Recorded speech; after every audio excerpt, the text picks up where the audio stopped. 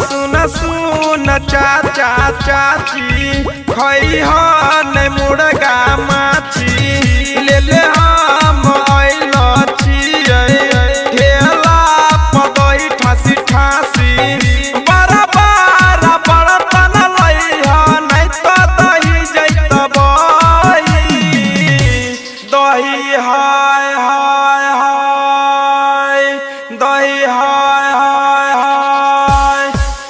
हाँ अब है भौजी जल्दी ले जा तो दही दही हाय हाय हाय हाय हाय। सस्ता छै ले जइह बेसी दही हाय हाय हाय हाय। दही हाय दही हाय हाय हाय हाय।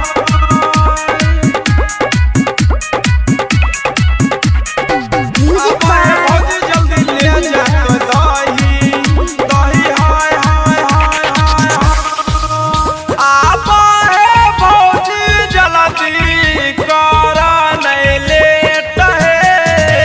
आप है भौजी जल्दी कर नहीं लेट है।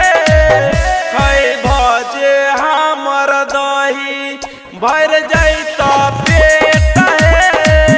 खै भजे हमर दही दही हाय हाय हाय दही हाय हाय हाय। देसी दही छियै भौजी ले जइहे बेसी खैत बच्चा बूढ़ा जवान। दिल संक्रांत बिना घर में अइतऽ छोटकी ननद के मेहमान दही हाय हाय हाय दही हाय हाय हाय। करन सोच विचारी है अलिया तोर दुआरी है। करन सोच विचारी है अलिया तोर दुआरी है।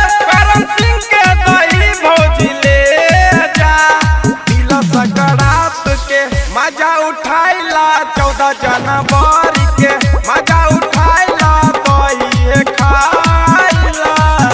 हाँ सुन सुन चाचा चाची खैहन मुर्गा माछी ले ले हम आइल छियै ठेला पदई ठासी ठासी बड़ा बड़ा बर्तन लइहा नहीं तो दही जैत बही दही हाय हाय हाय दही हाय हाय हाय। हाँ अब है भौजी जल्दी ले जा तो दही दही हाय हाय।